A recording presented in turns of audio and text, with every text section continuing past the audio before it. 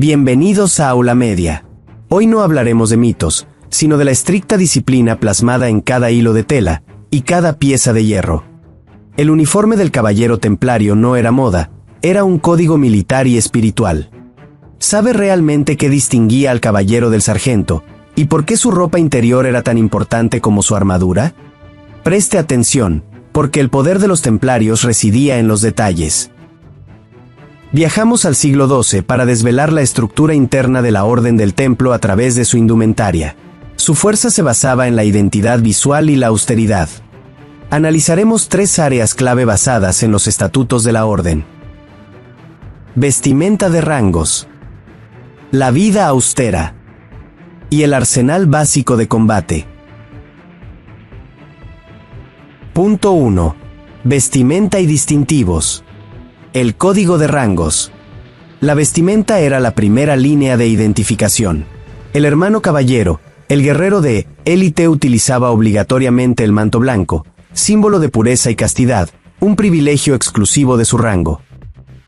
El hermano sargento o sirviente, el apoyo fundamental de la orden.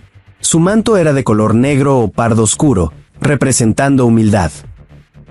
La cruz roja paté, el símbolo unificador. Su uso en el manto fue concedido en 1147. Es el emblema de la orden, reflejando el martirio de Cristo y su compromiso visual con la misión.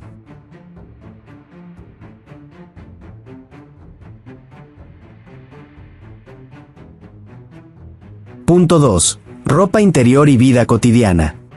El voto de austeridad. La vida diaria de un templario era la de un monje en campaña.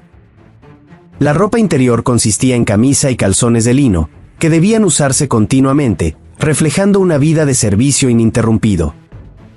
Usaban túnica y capatos, un calzado sencillo y funcional que rechazaba cualquier lujo. El ajuar de dormir estaba definido por la austeridad, sin lujos ni adornos, acorde con su voto de pobreza.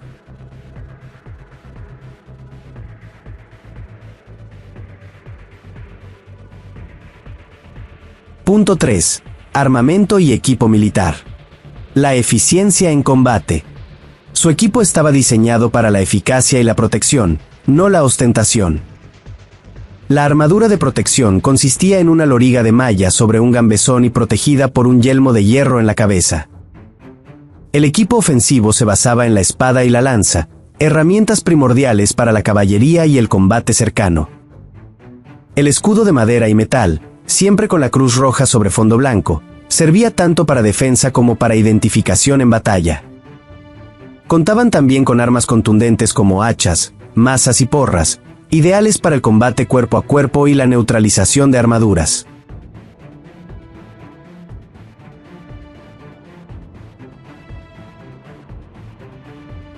Dato curioso.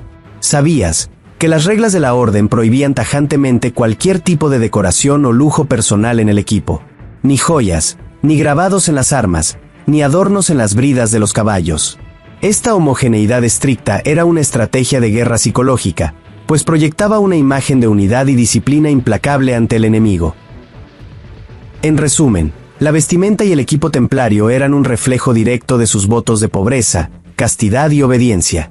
El manto definía el rango, la ropa interior confirmaba la disciplina monástica, y el equipo militar aseguraba la eficacia.